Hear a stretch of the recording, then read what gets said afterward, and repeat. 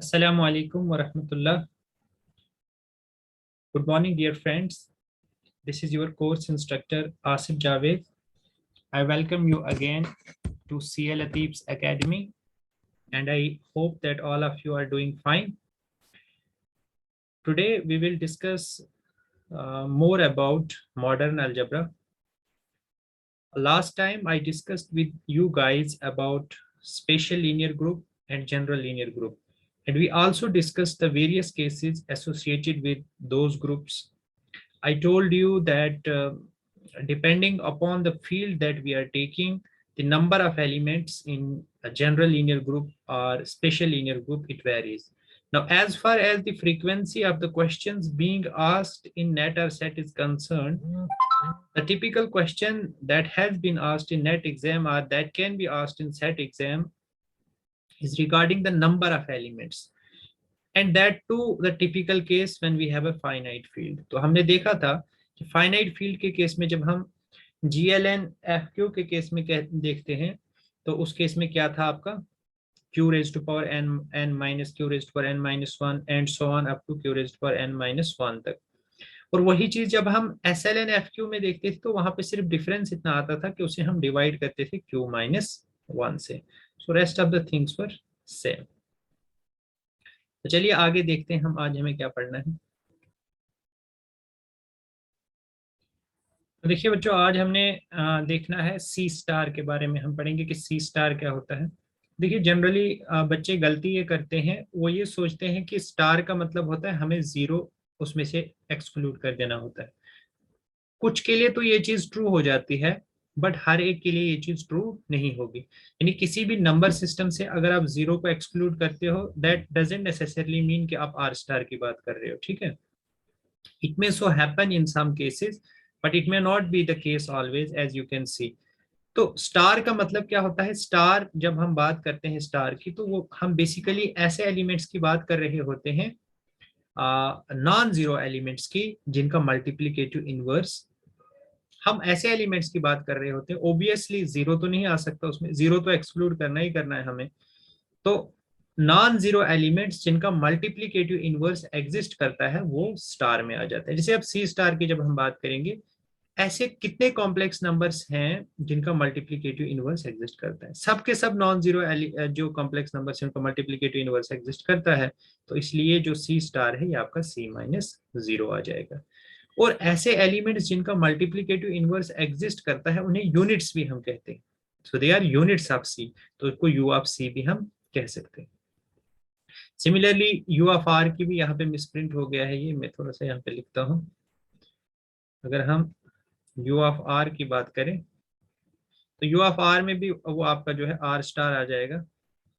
Are star में आपके वो वाले एलिमेंट्स आ जाएंगे आर के। It will consist of those elements of R such that x inverse exists in are.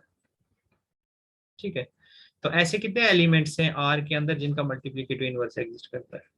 पूरा का पूरा आर माइनस जीरो है। जीरो को छोड़ के जितने भी नॉन जीरो एलिमेंट्स आप आर के लोगे उसका मल्टीप्लीकेटिव इनवर्स आपको आर में मिलेगा। तो आर स्टार या यू आर आपका क्या हो जाएगा? R minus zero. Fine, good. ऐसे क्यू स्टार की बात करेंगे तो कितने एलिमेंट्स ऐसे होंगे क्यू में जिनका मल्टीप्लीकेटिव इनवर्स एग्जिस्ट करता है? ऑब्वियसली सबके सब नॉन जीरो एलिमेंट्स जो होंगे आपके, तो वो क्यू ऑफ क्यू क्या हो जाएगा? Non zero rational number. अब देखिए यहाँ पे जेड स्टार में मैं आपको समझाऊंगा। जेड स्टार में आप बच्चे एक्सपेक्ट कर रहे होंगे, जो बच्चे ये सोचते हैं कि स्टार का मतलब होता है जीरो को एक्सक्लूड करना, तो उनके हिसाब से फिर जेड स्टार क्या आना चाहिए? उनके हिसाब से जेड स्टार आना चाहिए Z minus zero. But this is a big mistake. अब मुझे बताइए कितने एलिमेंट्स जेड के अंदर ऐसे हैं जिनका मल्टीप्लीकेटिव इनवर्स एग्जिस्ट करता है? सिर्फ दो ही, एक वन और एक माइनस वन। वन का क्या आएगा? One into one is equal to one, और minus one into minus one is equal to one. तो वन के साथ हम क्या मल्टीप्लाई करेंगे हमें मल्टीप्लीकेटिव आइडेंटिटी मिले? तो वन ही करेंगे। माइनस वन के साथ क्या करें? Minus one. उसके अलावा आप कोई भी लीजिए ना इंटीजर, जैसे टू लीजिए, थ्री लीजिए, या पीछे आप जीरो का तो होगा ही नहीं, -2 लीजिए, -3 लीजिए, तो ये डिमांड कर रहे हैं कि इसका 1/3 होना चाहिए, इसका 1/2, बट ये 1/2, 1/3, -1/2, -1/3, ये तो z के एलिमेंट्स होते ही नहीं है। तो इसलिए ये इनकी तो सिरे से हम बात ही नहीं कर सकते कि जब ये z के एलिमेंट्स नहीं होते हैं, then how can we say that they multiplicative inverse exist in Z. तो दो ही हैं ऐसे एलिमेंट जिनका मल्टीप्लिकेटिव इनवर्स जेड में लाई करता है, वो है 1 और -1। तो इसलिए जो आपका जेड स्टार होगा, it will consist of only 2 elements, -1 and 1। या आप लिख सकते हैं unit of Z, unit of Z is equal to 1 and -1। Clear है? गुड, चलिए आगे चलते हैं। ओके,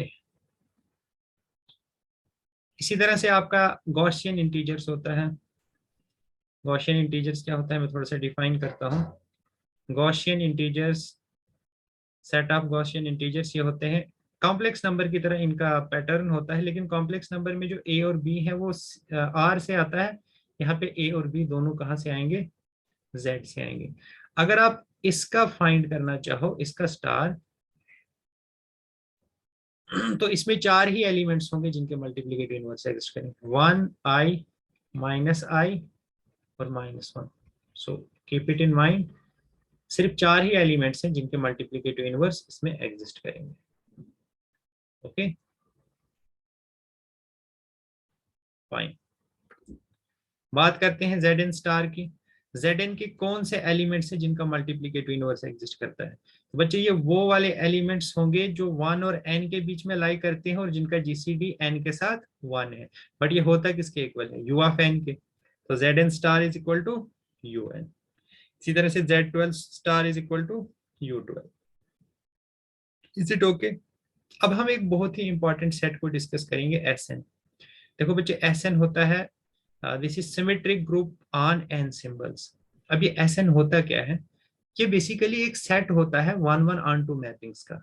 देखिए मेरे पास अगर कोई भी सेट है, सपोज मेरे पास कोई भी सेट A है, कोई भी फाइनाइट सेट है, नॉन एम्प्टी सेट, जिसमें 2 एलिमेंट्स हैं, तो अगर मुझे इस सेट के ऊपर Sn फाइंड करना है, तो बेसिकली मैं क्या करूंगा, ए से लेकर ए तक, मतलब इस सेट के, इसी सेट के ऊपर, मतलब 1 2 से लेकर 1 2 तक जितने भी पॉसिबल 1 1 ऑन 2 मैप्स होंगे, वही क्या बनेंगे मेरे मेंबर्स ऑफ इसको मैं S2 कहूंगा, क्योंकि मैंने कितने सिंबल्स लिए हैं, कितने नंबर्स लिए हैं, 2 एलिमेंट्स पे मैंने ये ग्रुप लिया है। अगर 3 पे लूंगा तो वो S3 बन जाएगा, 4 पे लूंगा तो S4 आ जाएगा, 5 पे लूंगा तो S5 आ जाएगा। ठीक है, तो चलिए मैं 2 पे आपको पहले बताता हूँ कि कैसे आ सकते हैं हमारे पास ये। Just second.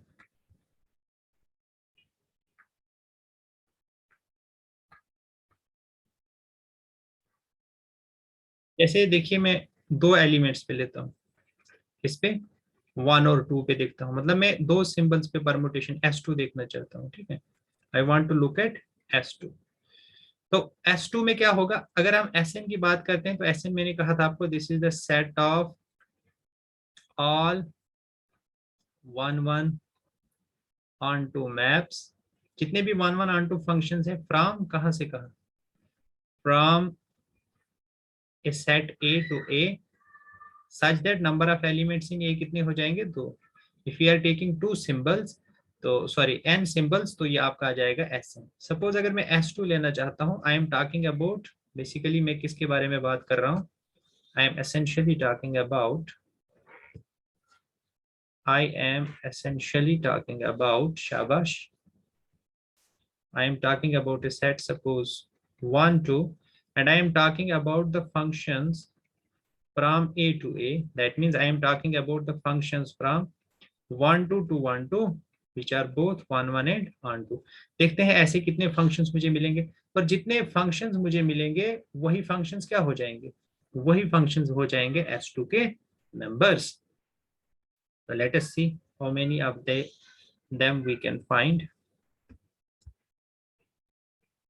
और से देखिएगा बच्चे, ये सब चीजें बहुत इंपॉर्टेंट है, बिकॉज Sn भी अपने आप में क्या है, Sn2 will serve as a very important candidate for non एबिलियन groups.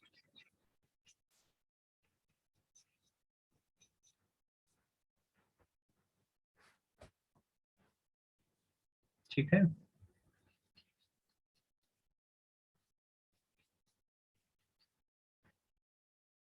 चलिए देखते हैं।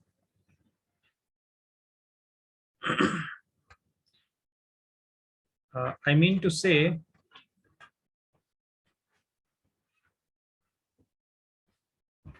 मुझे फाइंड क्या करना है यहाँ पे, what am I interested in. मुझे ये देखना है कि 1 2 से लेकर 1 2 तक कितने पॉसिबल 1 1 ऑन टू फंक्शन होंगे। देखो बच्चों, ऐसा हो सकता है ना, एक फंक्शन में ऐसा लूंगा 1 goes to 1, 2 goes to 2, ऐसा भी हो सकता है 1 goes to 1, 2 goes to 2। इसका नाम मैं दे देता हूं F1। क्लियर है। और दूसरा क्या बन सकता है, दूसरा क्या बन सकता है, शाबाश। या ऐसा हो सकता है कि 1 goes to 2 and 2 goes to 1, 1 goes to 2 and 2 goes to 1। इसके अलावा कोई पॉसिबिलिटी है? और कोई भी पॉसिबिलिटी नहीं है।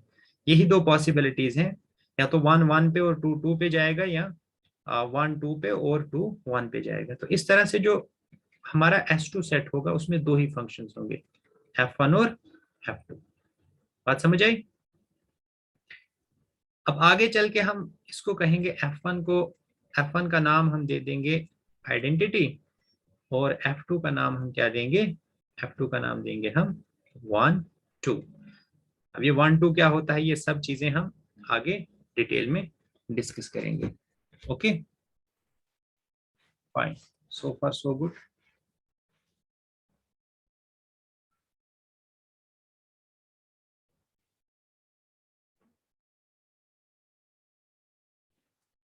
तो बच्चे आपने देखा कि अगर आपके पास एक सिमेट्रिक ग्रुप है ऑन टू सिंबल्स, तो इसमें आपने देखा number of 1 1 onto functions जो है वो कितने हो गए, दो ही है। तो इसलिए इसकी कार्डिनलिटी क्या हो गई, 2। सपोज हमारे पास तीन सिंबल होते, सपोज हमारे पास तीन सिंबल होते,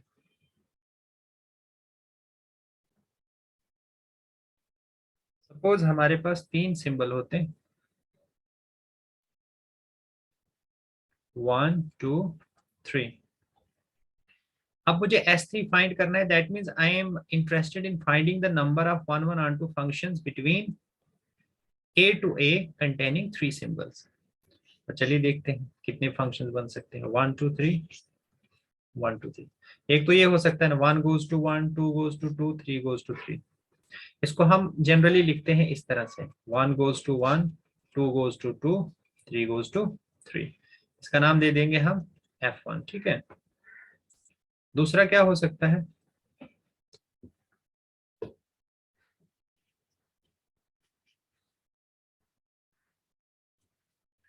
या फिर ऐसा भी हो सकता है, दूसरा क्या हो सकता है, शाबाश, ऐसा हो सकता है कि 1 goes to 2, 2 goes to 3 and 3 goes to 1, 1 goes to 2, 2 goes to 3 and 3 goes to 1। ठीक है, ये भी हो सकता है। या फिर क्या हो सकता है, ये भी 1 1 ऑन टू फंक्शन बनेगा हमारा।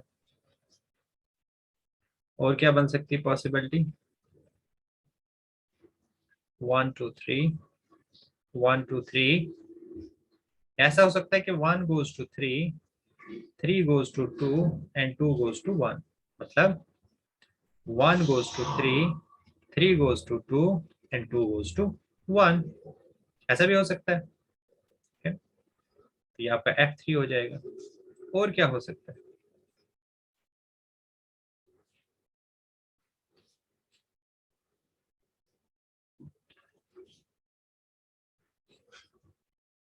और क्या हो सकता है, शाबाश, 1 2 3, 1 2 3। यहाँ ये हो सकता है कि 1 फिक्स हो जाए, 1 goes to 1 and 2 goes to 3 and 3 goes to 2, मतलब 1 goes to 1, 2 goes to 3, 3 goes to 2, ऐसा भी हो सकता है। या फिर ऐसा हो सकता है कि 1 फिक्स ना हो बल्कि 2 फिक्स हो जाए।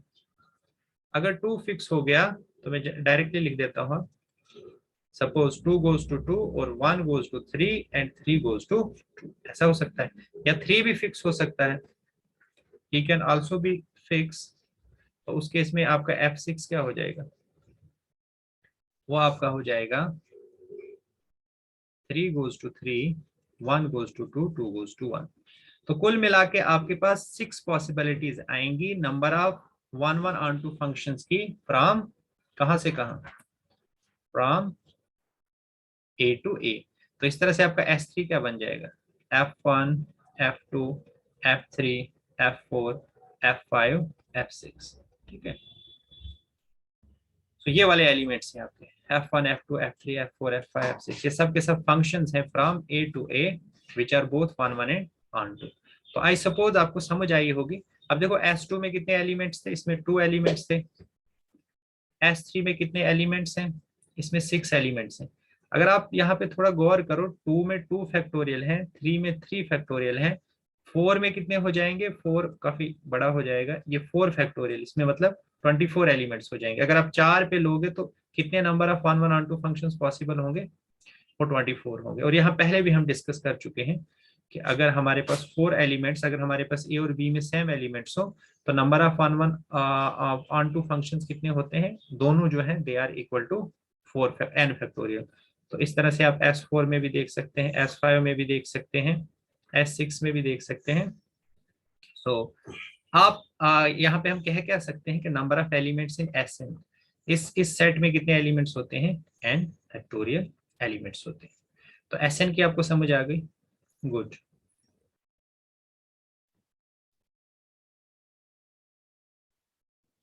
Having discussed all these things, देखिए अब Sn की डेफिनेशन पढ़ी। It is set of all 1 1 onto mappings from set containing n elements to itself, ठीक है। जैसे हमने 1 से 1 किया तो वहां पे एक ही था पॉसिबल आपका, यहाँ पे आपके 2 पॉसिबल थे, ये मैंने बताया आपको। 3 के केस में देखिए कितनी पॉसिबिलिटीज होंगी, ये सब पॉसिबिलिटीज हमने देखी, इसमें 6 पॉसिबिलिटीज हैं, तो इसका ऑर्डर जो है वो 6 हो गया। इसी तरह से S4 के केस में हम देखेंगे, इसमें 24 एलिमेंट्स होंगे। ओके, चलिए अब क्वार्टिनियन सेट को हम डिस्कस करते हैं, ठीक है। कि क्वार्टिनियन क्या होता है, क्वार्टिनियन को जनरली हम Q4 से डिनोट करते हैं। और इसको डिफाइन कैसे करते हैं, Q4 होता क्या है, this is plus minus I plus minus 1 plus minus I plus minus J plus minus के।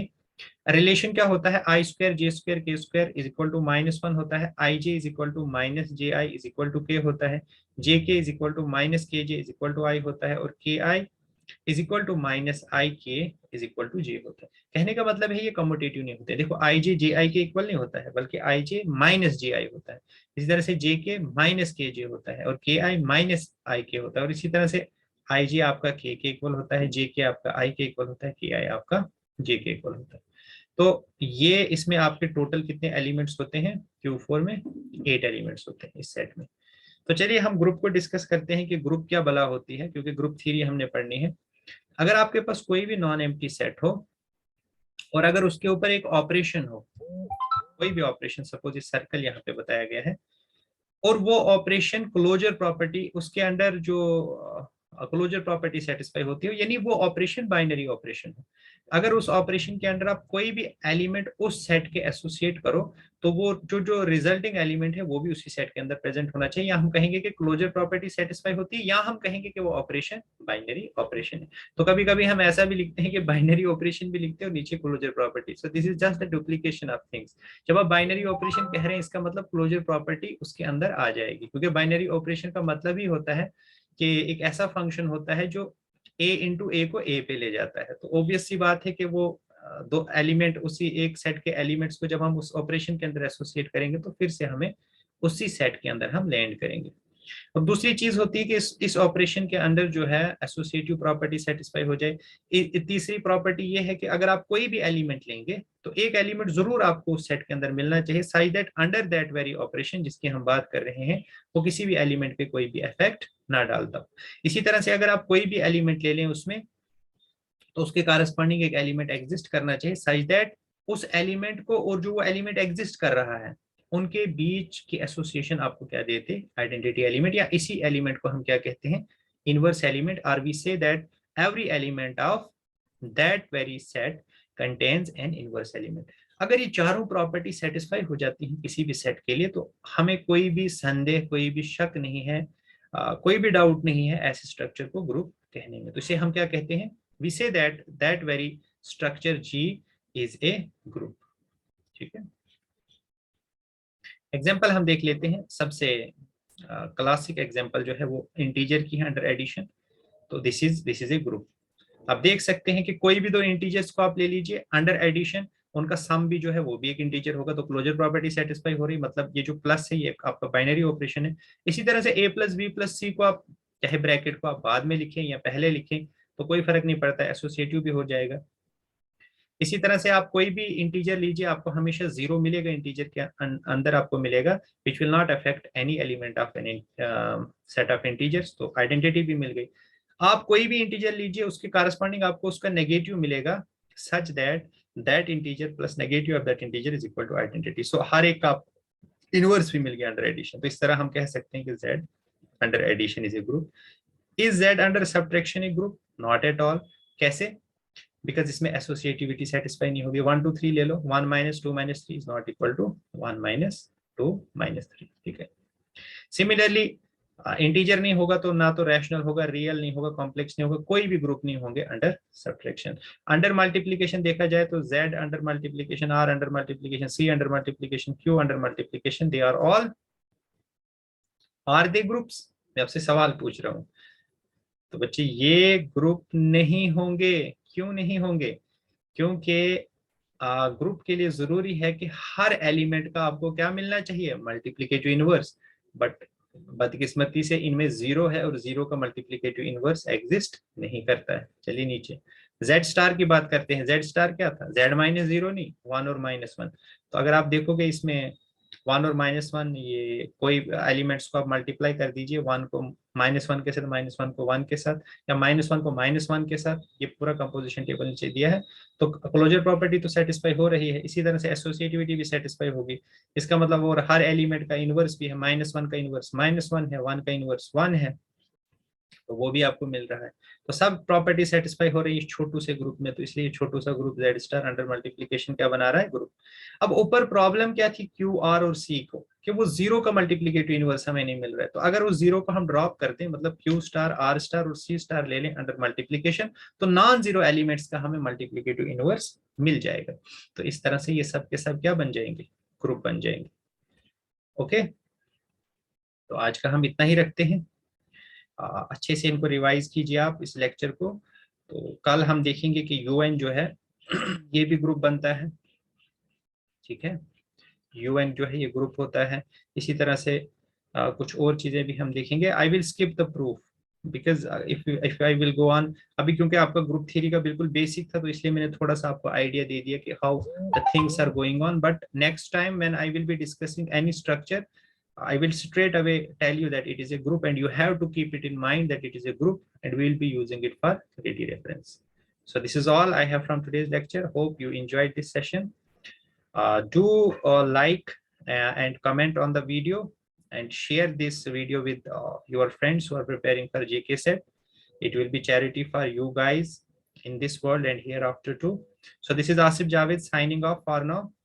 See you in the next lecture. Thank you so much.